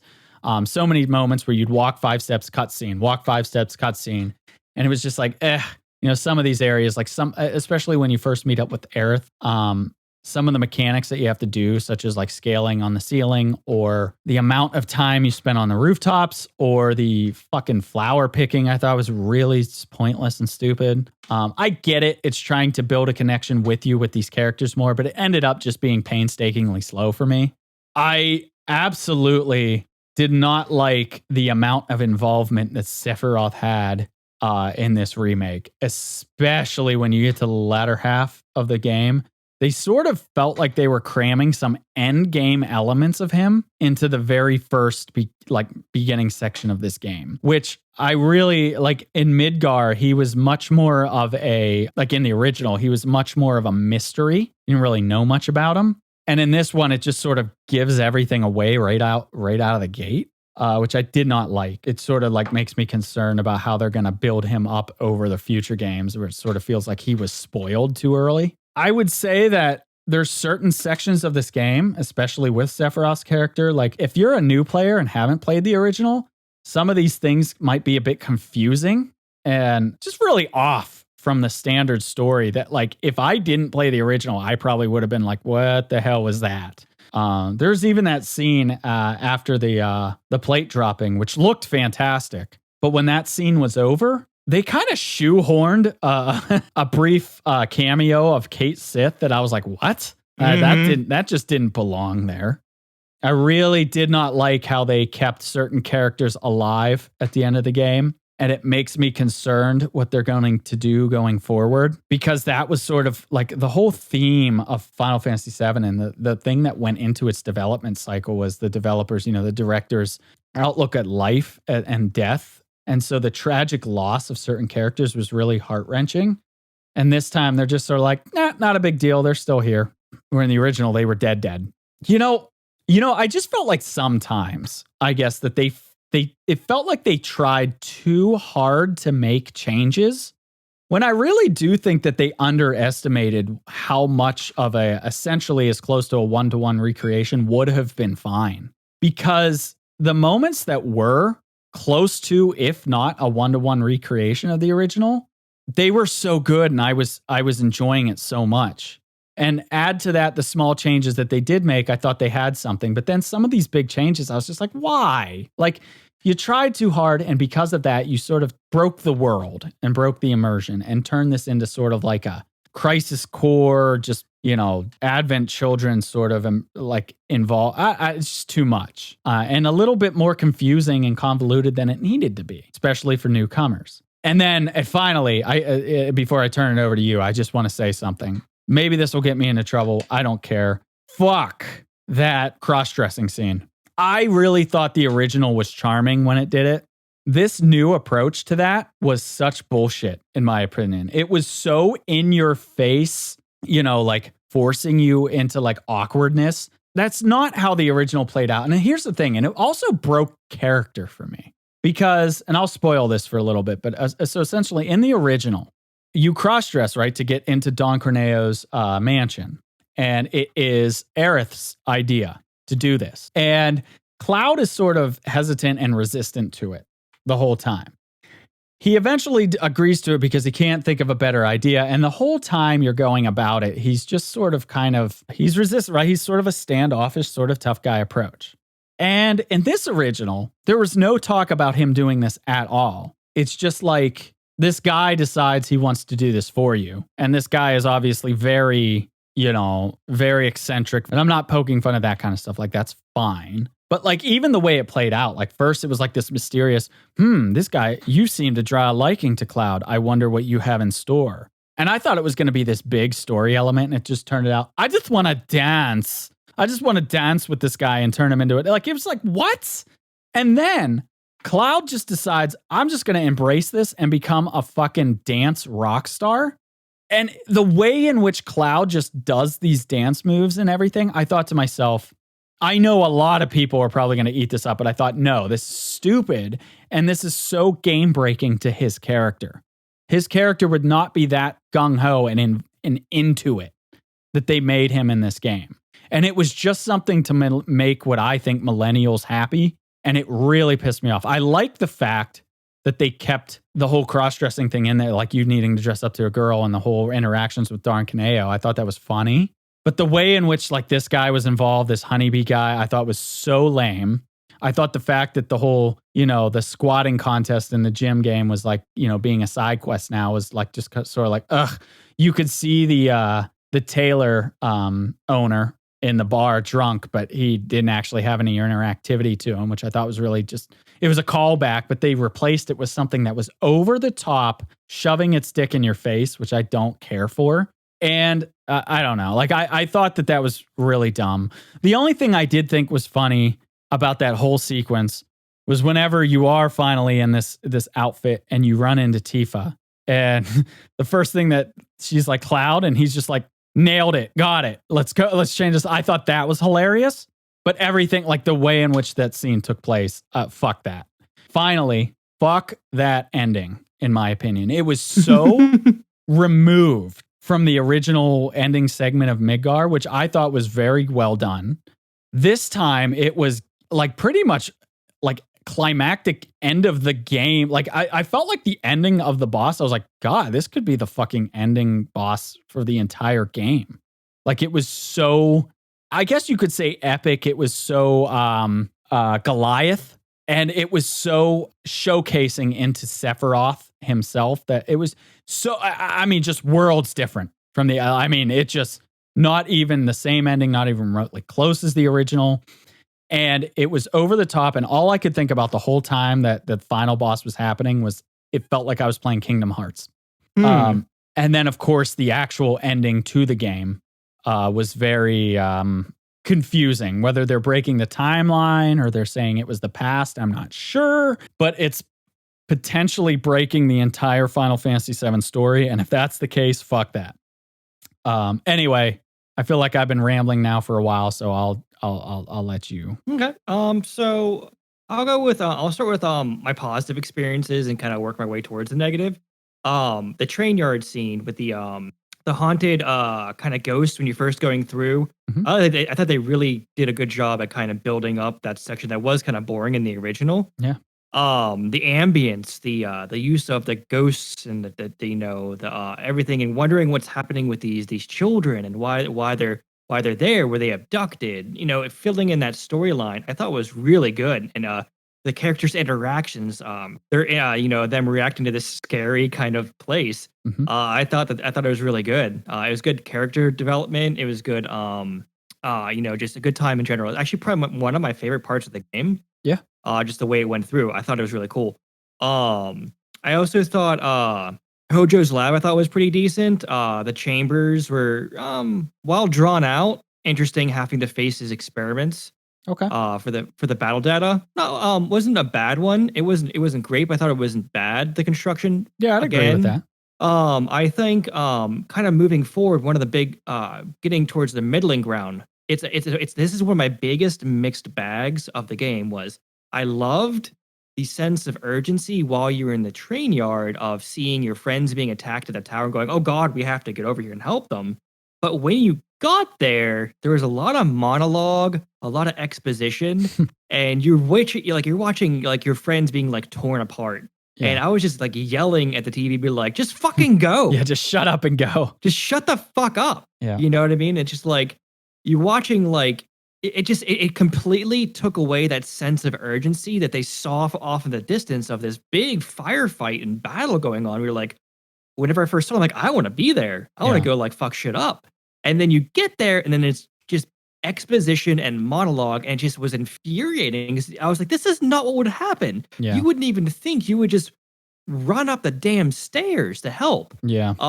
And that really pissed me off. I'm going to second the Colosseum. I thought the presentation of the Colosseum was good. I thought that the narrators, the two guys that kind of The announcers. the announcers were really good. Yeah, they were fun. The way they kind of riled up the crowd was really good. Mhm. I'm gonna kind of give into my take of the Bumblebee Inn. So leading up to it, this is kind of how my experience went through. And I went into this experience knowing this was part of the cross-dressing scene, and which is cool. I actually thought that was a really fun part of the original game. Mhm. How Cloud was like this kind of brooding, kind of standoff character, and I'm like, how I just seeing his character and how uncomfortable he would have felt as a character doing that, was good. But this one, like, I remember walking up to the door and saying, well, them saying the stage is this way. So they said, but first you have to practice dancing. And at first his initial reaction was like, what are you talking about? And whenever he even practiced a tutorial, he didn't do a dance. He did a kata, practicing his sword moves, which was not as much of a dance as much as a very formally way of fighting with a sword. I was like, okay, maybe since he isn't a dancer, he's a fighter. And I was like, okay, maybe if they force him to dance, he's just going to pull his sword out and pull some cool moves out, and it's going to look like a dance, which I was like, okay, I can see that. That would, make sense to Cloud, first of all, saying, fuck you, I'm not going to do this weird-ass dance thing. Yeah. But I will do this. Since you want me to perform for you like a circus act, sure, I'll bust throw out my some sword sweet around. moves. Yep. Yeah, I was like, okay, that makes I'll sense. bust her a move. Yeah. Good night, everybody. But the tutorial kind of inclined you to believe that's what was going to happen. And then what happened next was just a complete break in his character. Leading up to the stage, he kind of tried walking away, but he let two people kind of pull him into this thing where I feel like Cloud would have assaulted them. Yeah. For trying to do this. He would have punched one of them. And then to be led into a choreographed dance that somehow he magically knew without ever meeting this person, without ever even knowing that he was going to be doing this dance, which was also completely against his character that he would want to do, is just really was just a super weird choice. If it was a completely other character that was, more of the flamboyant, chauvinist kind of person, okay, I could go with that. And it's nothing to do with the person's perceived sexuality or anything like that. I don't give a fuck about that. It was more about you took a character who is brooding, who has possibly PTSD and is very edgy, and you had him do choreographed He's like a dance. fucking Chip and Dale dancer. Exactly. And it's just like that decision was so immersion breaking that I actually put my controller down and had to walk away a little bit because of the decision they made. I could not understand that choice. Yep. Or who would have possibly thought that was a good idea. That was a terrible fucking idea. Yeah, I should say again too, before just to interject real quick, is yes, the perceived, like gender and millennial, things that they're going after there, like whatever. But like what I don't like is when people put that shit so much in my face. Like, that's cool. However you want to be is however you want to be. And I don't mind characters being like that. But when it sort of forces it down your throat, like that's when it bothers me. And this was very forced. I can see that. I can see that. And if it was forced with a character that it made sense with, that was more flamboyant, that would have went along with that, I would have been like, okay. But it was forced into the point where it broke a character's complete identity. Yeah.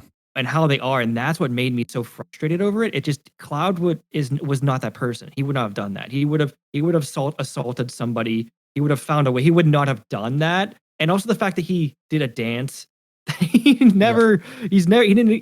perfectly in time. Yeah, with the other person's it's dance. Not like old school, like a lot of like movies and TV shows do that too. Like this person says, like has no experience, and all of a sudden they're choreographed expert. Yeah, it was a cliche trope that it broke it, But moving past that, a lot of the other experiences in the story were good. Like you said, the one-to-ones where they did their very closest to what actually happened in the original, I thought was great.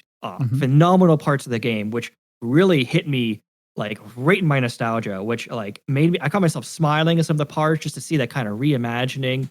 Well, not reimagining, but re-imaging, reskinning of the experience, which was terrific. The ending, the choice with the whispers and their factor into it, I don't know. I'm still very torn about it. I'm still very like I almost want to see what they do with all this. The messing with the timelines. I thought I actually kind of took this interesting approach where I almost viewed the whispers as a symbolic view of the fans of Final Fantasy VII. Where every time something was going awry that wasn't quite in line with the story, here comes the enforcers to make sure the game stayed, kind of in the depth of the like, which is kind of like maybe think fartsy with it. Well, I know, but that's how I felt. Like kind of like there was a symbolic nature of the these whispers, and like this is kind of like the fans forcing the game to stay true. Yeah. To what it could have been. And they shoehorned in Sephiroth way too early. And they almost kind of like inclined that this guy has relevance and you should know who he is. And for a beginner that never played it, he just was some guy with fucking white hair that seemed menacing. It just completely ruined the surprise of this in the character arc development of Sephiroth. And the mystery was just gone. Yep. And the whole interaction, too, he had with Barrett at the end there, that was fucking annoying to me. Yeah. And it just is one of those things where they completely, I think, ruined Sephiroth as a character, but they ruined his surprise. They ruined his mystique. They didn't give him much of a very good entry into the game whatsoever. And the last boss, I thought was, initially impressive on scale. You ended up fighting guys the same level, size as you, which kind of ruined the sizing and epicness of it. I think it was kind of a waste, and to throw that last kind of person you're fighting into the game in there, it felt contrived, it felt forced, it felt expected. It didn't feel like a surprise at all. And it kind of just left me with a whole lot of questions and that was your personal like, why did you choose to do this sort of thing? It's like you're fighting this Omega demon. But I actually, like, if you would have fought him, it would have made like, well, what the fuck's the last boss supposed to look like? Like, it was sort of, and that's where like I was coming from. Like, it was too grandiose for chapter 1 of this game. And again, it was too heavily Sephiroth involved for this boss fight. And it's hard to really communicate that until like, unless like you played the original, which is where the robot that you fought that was basically like a boring motorcycle fight. It was neat, but after like the first 5 minutes, you're like, all right, I'm just continuing to do this over and over until he's done. It kind of became like this boring mini game that you didn't even control. Again, just on rails. Like that was the last boss in the original that then you like sort of scaled the outside walls of Midgar using the construction crane, at the end of the road. It made sense. It all flowed together.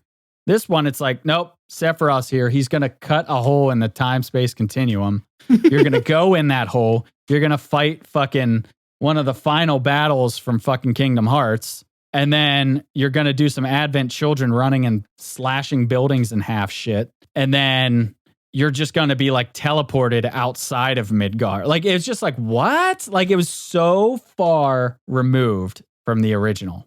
Too far. Anyway, my opinion on it. I don't mean to interject on your time. No, you gave a good kind of rounding out point, like I said, where, it just, a lot of it didn't make sense. A lot of it, it's almost like they came up with this big extravagant idea of fighting Destiny, and they didn't know how to fucking tie it all together at the end. And they're just like, fuck it. We'll just do this. And it felt forced and just weird. And I think it was a bad way of kind of tying up. It not only it was they're trying to tie up the end of the original content of what the original game was, and then completely open it up to whatever the fuck they want. Yeah. Simultaneously, and there's a weird combination of attempting to tie loose ends and then completely rip open those loose ends and make everything you kind of just brought forward irrelevant. And I don't know, it didn't work well with me. Yeah, I'm really concerned with what they're going to do with the story going on. Like if they're going to try to stay mostly consistent or if like they've just decided to go off the rails at this point. I didn't mind so much Red 13 not being playable. I thought the fact that he was at least a guest fighter was fine.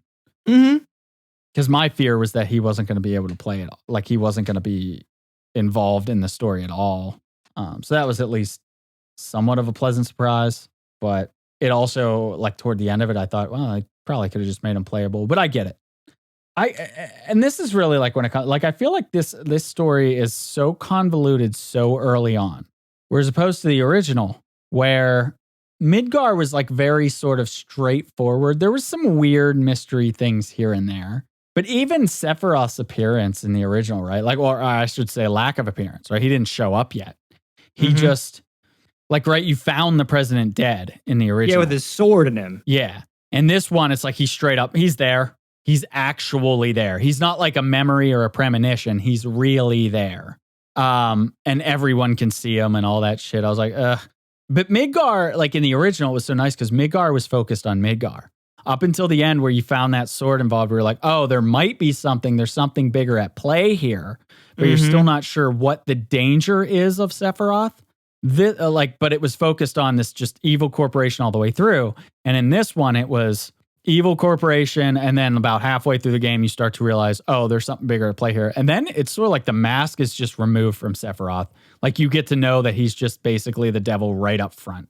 And I'm like, because now when it flashes back to Sephiroth's upbringing, I'm going to wonder if it's going to be as substantial, if I'm going to feel as interested in his character, because he just sort of starts off as this ominous evil person rather than being a mysterious voice that you don't even identify yet. So compared to the original, this one was kind of all over the place, where the original was more structured. I mean, overall, I want to say the story is still fascinating and entertaining, but I really don't like the big changes that they're making. Yeah, it's kind of got me apprehensive. And I really hope to never see that motorcycle guy again, although I'm sure we will. And if we don't see him, I'd be like, well, then really what the fuck was the point of him? But I thought that guy was playable just character in the next one. I just thought he was so stupid. But all right. So is there anything else you want to say story-wise? Because if not, we'll just sort of enter like some kind of free form. Okay. So then, yeah. So sort of free form, any last comments, anything that you maybe feel like you didn't get a chance to dive into? Sort of the floor is open. Go ahead. Anything else you want to add? Okay. I think this is just be a good point to give kind of a summation of my experience with the game. I came into this game, and if any of you who have heard the podcast or looked into me at all in regards to this, I've referenced Final Fantasy VII as my favorite game ever. Yep. several times throughout the podcast and things like that. And I was very apprehensive leading even up to it when I even heard they were remaking it. Yeah. I played the demo, which kind of like was a kick in the nuts to me.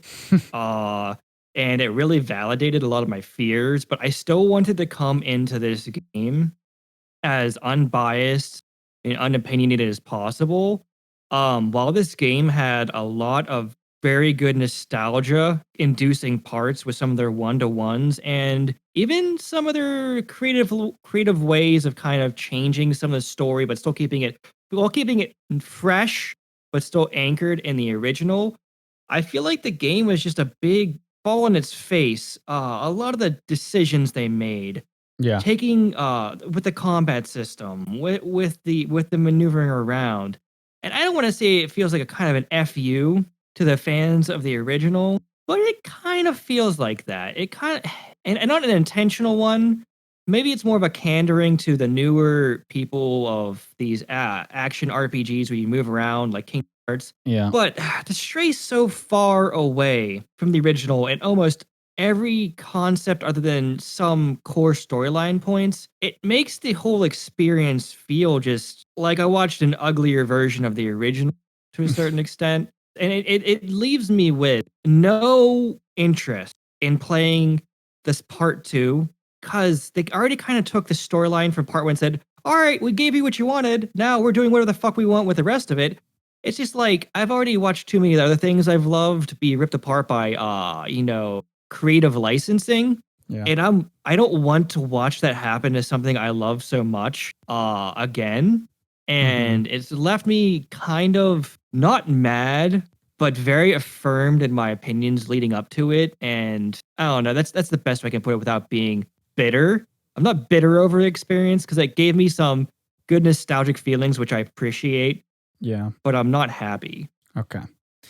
I would say, kind of going back to my original thing is just that there was nothing sort of that stood out to me in this game, like from a modern game. There's nothing that I felt it excelled at or did anything special that any other modern game hasn't done or hasn't done better. There's so many times in the game I was playing and it had me like sort of stop and question, like, what the fuck genre is this? Like, of course it was, supposed to be an RPG and of course you level up and your material levels up, but like none of that felt substantial.